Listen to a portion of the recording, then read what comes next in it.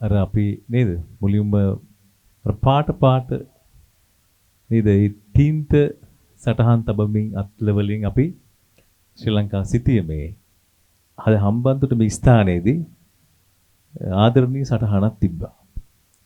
ඒ වෙලාවේ මට දැනෙච්ච හැඟීම තමයි ඒ වගේ දේවල් වලට නිකන් අපිට සම්බන්ධ වෙන එකත් සුරංග සහෝදරයන් කොච්චර නිකන් ඇඟට දැනෙනවද වගේ දෙයක්.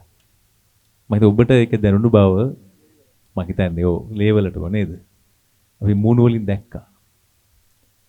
එහෙම හැඟීමක් අපිට උමනා වෙන්නේ ඇයි කියන එක සම්බන්ධයෙන් කාලයක් තිස්සේ අපේ රටේ ඔබ දන්නවා අපි මුණ දීපු විවිධ තත්ත්වයන් යටතේ අපිට එහෙම දිනයකට ආරම්භයක් ගන්න මම හිතන්නේ පහුගිය මිදිත්වාසි ලිකුණාට කලින් වර්තමාන ආණ්ඩුව ඒ වෙනුවෙන් අපි දිනයක් සූදානම් කරමින් හිටියා.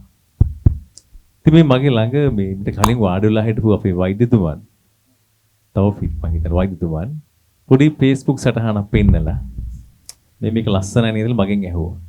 ඉතින් එහෙම දේවල් අපිට ළඟට ලඟ වෙලා එහෙම වෛද්‍යතුමෙක් මම එහෙම කිව්වට කමක් නැහැ මම හිතන්නේ එතුමන් මේ කතා කරන භාෂාවෙන් මුස්ලිම්. එහෙම නේද වෛද්‍යතුමනි.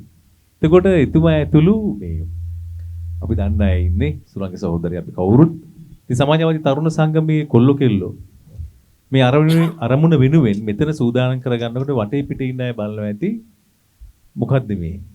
තවත් සංගීතයක්ද? නැත්නම් මොකක් හරි නේද පොඩි පාටයක්ද? කමක් නැහැ.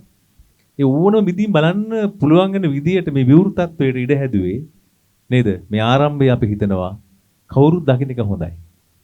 ඒ නිසා හැමෝගෙම අවසරයි. ඉතින් හැමෝටම නේද? ඒ පණිවිඩය මම හිතනවා අපි කවුරුත් අපිට හැකි තරමින් බෙදා හදාගෙන රැගෙන යාම සඳහා ඉතින් තියෙන හොඳම මාධ්‍ය තමයි මොකද්ද? හොඳම මාධ්‍ය මං හිතන්නේ කලාව. අනිත් එක ක්‍රීඩාව. ඒතර තරුණ සංගමයේ මං හිතන්නේ මේ හදන හැම වැඩකම සුරංග සහෝදරය අපි දන්නවා ක්‍රීඩාවටයි කලාවටයි විශේෂ මුල් තැනක් දෙමින් තමයි නේද මුල් තැනක් වගේම ඒ වෙනුවෙන් වෙච්ච වැඩසටහන් වල පෙළගැස්ම මේ මුළු දිස්ත්‍රික්කයේමත් මුළු රටේමත් විශේෂ මේ වර්තමාන ආණ්ඩුව යටතේ මුල් ස්ථානයක හැමතිස්සෙම තියමින් තබමින් තමයි මේ කටයුතු කරමින් සිදු කරමින් පවතින්නේ. ඒ නිසා අද හම්බන්තොට නගරයට මේ අවස්ථාව කැඳවගෙන එන්න ඔබත් එකතු කරගෙන අපි ගන්න මේ ආරම්භය අපි හිතනවා නේද?